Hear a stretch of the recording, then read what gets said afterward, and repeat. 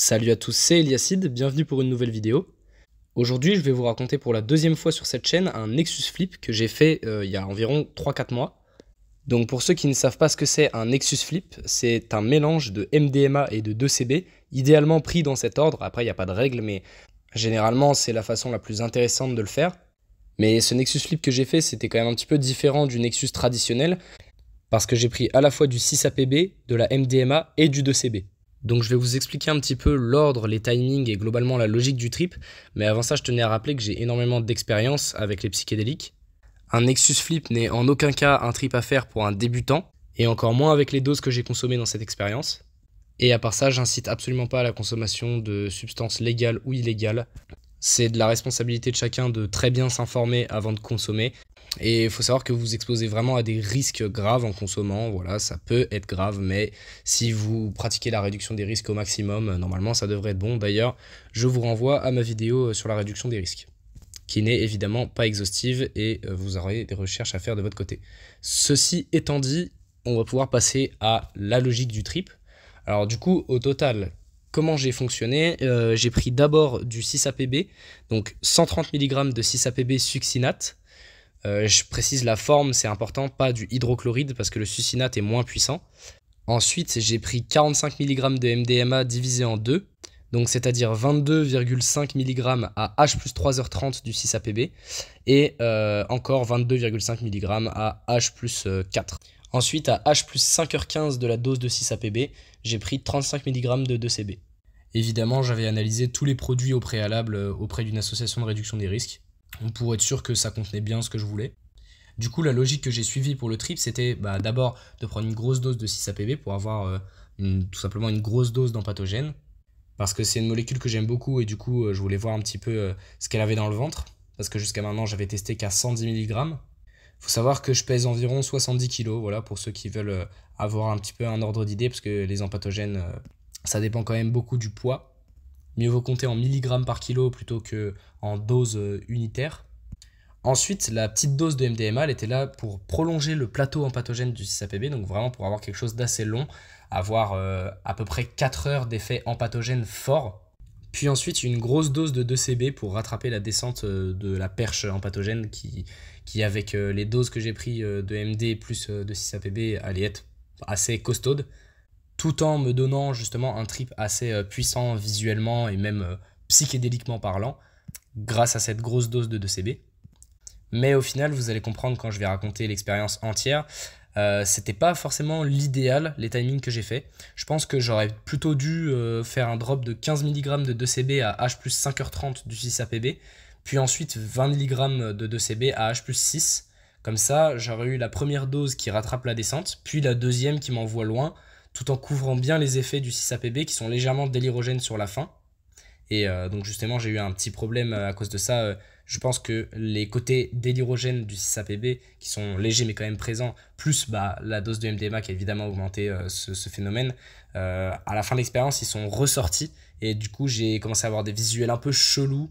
Vraiment un type de visuel que j'avais pas eu auparavant et ça m'a fait assez peur. Et au final, du coup, j'ai eu une fin d'expérience pas très agréable. Mais ça, je le raconterai plus en détail à la fin. Donc du coup, retour au début du trip. Je commence par une séance de méditation, 20 minutes avant de drop la dose de 6-APB, afin de me relaxer et de commencer à lâcher prise avant même d'entamer le trip. Puis une fois que j'ai avalé le 6-APB, je retourne méditer et je lance ma playlist. Donc cette playlist, elle commençait par un mix qui durait 1 heure, qui était assez calme les 25 premières minutes, puis après qui switch sur une sorte de deep house jusqu'à la fin. Voilà, donc je monte très progressivement. Les 5 premières minutes, je commence à ressentir une légère chaleur, mais très très légère, qui s'installe dans mes mains, puis dans tout mon corps. Donc une sorte de présence finalement. Et à partir de là, il n'y a plus rien qui va changer pendant 3/4 d'heure. J'aurai juste une petite sensation de chaleur pendant 3/4 d'heure. Puis je commence vraiment à sentir les effets à partir de la fin du mix, c'est-à-dire environ à peu près à H plus 1 après le drop de la dose de 6-APB. Tout à coup, la musique se met à prendre une dimension beaucoup plus émotionnelle et je sens comme une douce mélancolie m'envahir. Je commence à avoir des légers visuels, la musique est un peu à consonance moyen-orientale ou égyptienne et j'ai l'impression de devenir une personne du Moyen-Orient mais dépersonnifiée. C'est-à-dire que je suis tout le peuple moyen-oriental en même temps. Je reste dans cette ambiance pendant une quinzaine de minutes, puis la montée du 6APB explose. Je ressens une intense chaleur corporelle et je suis empli d'un amour pour la vie elle-même, avec un grand sentiment de gratitude envers celle-ci. C'est tellement intense que je suis à deux doigts de pleurer. À chaque montée d'empathogène à haute dose, je vis une sorte de catharsis de toutes mes émotions, avec tous mes souvenirs qui remontent. En combo avec un psychédélique profond comme le LSD qui est pris avant l'empathogène, je pleure systématiquement de joie car la sensation est trop plaisante. Et je décris ça dans le trip report de mon Elias Flip et aussi dans celui de mon Ali Flip à 200 microgrammes dispo sur la chaîne de nuit. Je vous laisse d'ailleurs le lien en description. Je me sens alors complet et je suis profondément plongé dans le moment présent. La sensation d'amour est moins explosive qu'une dose équivalente de MDMA, mais j'ai moins de tension. Tout est plus doux, plus bonbon en quelque sorte. Et tout est moins forcé, ce qui me permet de plonger dans le moment présent davantage par mes propres moyens, là où la MDMA me donne plus d'aide. Du coup, c'est tout aussi jouissif parce que je puise davantage dans mes capacités personnelles pour atteindre l'extase, et ça me donne un grand sentiment de confiance dans cette unité cosmique. Je suis vraiment dans un lâcher-prise profond. Je trouve que le headspace du 6APB est plus familier que celui de la MDMA, dans le sens où il sonne moins artificiel, et c'est tout aussi agréable. Le sentiment de love paraît plus sincère et moins forcé. Les visuels sont clairement là à ce stade. Il faut savoir que le 6APB est quand même plus psychédélique que la MDMA, mais ça dépend quand même des gens. Les visuels sont d'abord type Lego, un peu cartoon, et ensuite ça passe sur des visuels plus type peinture ancienne, très colorée et lumineuse. Je vois des sortes d'anges non humains. Ce sont des formes géométriques et des objets impossibles dégageant une lumière divine. Tout à coup, je vois un temple triangulaire qui s'ouvre, un peu comme une boîte à malice, qui s'ouvrirait toute seule, et le haut de cette pyramide se détache et vient se retourner et se coller sur la partie haute de ma vision. Et de cette boîte à malice pyramidale jaillit une lumière dotée d'un œil qui vient me baigner entièrement de sa chaleur, de sa paix et de sa douceur. Je suis dans la source de la création des âmes. Je me sens uni à chaque âme qui a été, est ou sera créée. La sensation de paix intérieure et d'amour explose, et je la ressens dans chaque centimètre cube de mon corps. Je suis apaisé corporellement, mais l'amour et l'extase envahissent mon esprit. C'est comme si mon âme était nettoyée doucement par une force enveloppante. Les vices et la prise d'intérêt s'extirpent de moi.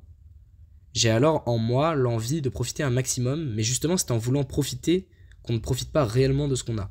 Dans profiter, il y a profit, donc tirer quelque chose, prendre un intérêt. Donc ce n'est pas simplement profiter du moment présent. À l'instant où je comprends ça, je plonge dans le moment présent peut-être plus que jamais auparavant, même dans des expériences plus puissantes. Tenir dans le moment présent demande un effort mais sans tension. Un effort constant de ressenti des sensations qui va donner le vertige et qui est très instable. C'est un peu comme un jeu de funambulisme. C'est le jeu auquel j'essaye de m'adonner.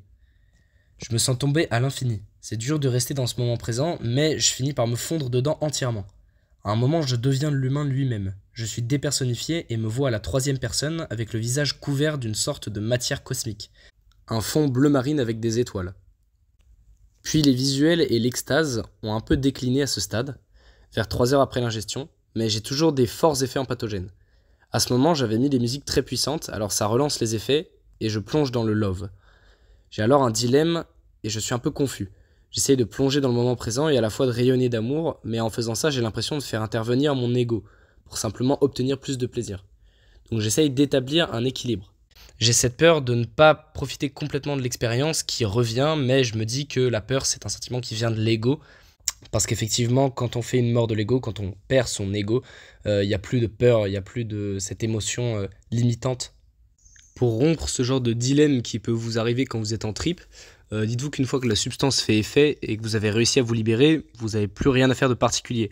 Faites simplement appel à votre intuition, et j'insiste sur intuition et non instinct, parce que l'intuition c'est toujours quelque chose de calme et ça vient sans mots, alors que l'instinct d'humain moderne nous pousse plutôt vers les pensées répétitives et inutiles. Une fois que vous êtes libéré, vous n'avez plus qu'à plonger dans le kiff, dans l'indicible, et laisser s'exprimer en vous la source de la création de toute chose. C'est ce que je fais alors, sans aucune peur ni crainte, et je plonge dans la synesthésie. Puis vient le moment de prendre la MDMA. Je mets la poudre dans une bouteille d'eau de 50 centilitres, et j'agite correctement pour bien tout dissoudre. Puis j'en bois la moitié. Je retourne méditer et les effets se font sentir au bout de quelques minutes avec une légère chaleur. Je sens que ça monte, ma mâchoire se crispe, mon cœur s'accélère et je ressens une énergie électrique s'emparer de moi. Les musiques étaient volontairement plus dansantes à ce stade de la playlist, Alors j'attends une trentaine de minutes que le produit soit bien présent et c'est parti pour la danse. Je bouge mon corps avec assurance et aisance. J'ai énormément d'énergie et le lâcher-prise est total. Je n'ai peur de rien et me connecte à la musique, la laisse s'exprimer en moi par la danse. À cet instant, c'est comme si l'univers posait un bisou sur mon front à chaque seconde. Je ressens pas réellement ça en tant que sensation physique, mais c'est comme si j'avais la sensation psychique de ce que ça procurerait. Ensuite, le côté électrique de l'AMD se révèle pleinement. Les musiques passent sur de la techno good vibes, mais avec quand même des gros kicks. Je vous laisserai la playlist en description de toute façon pour que vous puissiez vous rendre compte de ce que j'ai mis un petit peu. À ce moment-là, je suis survolté et j'occupe tout l'espace de ma chambre en dansant frénétiquement. Il n'y a ni passé ni futur, juste un présent radieux et chaleureux, une absence totale de peur de jugement qui encore à ce jour a modifié quelque chose en moi concernant la peur du jugement des autres. J'ai simplement de la retenue mais pas de la peur. Je laisse seulement place à l'intuition et à ce moment il n'y a plus de mots dans ma tête. Lorsque je sens que je dois retourner méditer, je retourne méditer. Puis j'alterne comme ça les périodes de danse et de méditation. Enfin vient le moment de drop le 2CB. Alors comme j'ai dit plus tôt, je pense que je les drop trop tôt dans le trip pour les raisons que j'ai énoncées et vous allez comprendre pourquoi par la suite. Je drop donc 35 mg en une seule fois par voie orale. À ce stade, on est à 1h15 après avoir drop la deuxième dose de MDMA. Je pensais que j'allais avoir la descente de 6-APB qui se ferait sentir à ce stade, car on était quand même à 5h15 après la prise de ce dernier, mais au final absolument pas. La MDMA a très bien ravivé la flamme du 6-APB.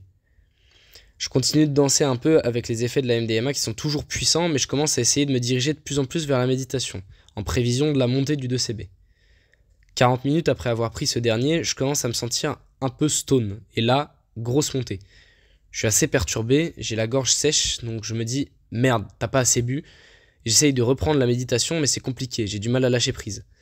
Le 2CB monte très fort, et je sens une énergie dans mes mains. Elle vibre comme si je tenais un vibromasseur dans chacune d'elles. C'est super agréable et je finis par réussir à lâcher prise. Et là commence la magie du Nexus Flip. Une musique intervient et je me fonds dans le cosmos. Je commence à tourner autour d'un continuum cosmique, une toile liquide étoilée qui m'évoque une limite, une frontière. De quoi, je ne sais pas, mais je sais que c'est une limite. Cette limite est comme un donut dont les bords sont concaves et dont je fais le tour à la vitesse de la lumière. Ensuite, une autre musique commence et je vois un visage qui n'est pas le mien mais que j'interprète comme le mien. Ce visage ressemble à celui de Poséidon. Je suis plongé dans une ambiance aquatique, puis je m'enfonce dans l'espace-temps, et j'explose en une multitude de bulles aux nuances bleutées et violacées, merveilleusement belles, parfaitement sphériques, et un petit peu iridescentes. Un grand moment de synesthésie. Un peu plus tard, je me sens fusionner avec la musique, et je vois ce que j'interprète comme les briques de la réalité. Elles ressemblaient à des touches de xylophone, et j'ai fusionné avec de façon psychique, mais non physique. C'est-à-dire que je ne me ressentais pas mon corps comme une touche de xylophone, mais psychiquement, c'était comme si j'étais une touche de xylophone. Et du coup, j'ai commencé à jouer avec, comme un enfant, au rythme de la musique.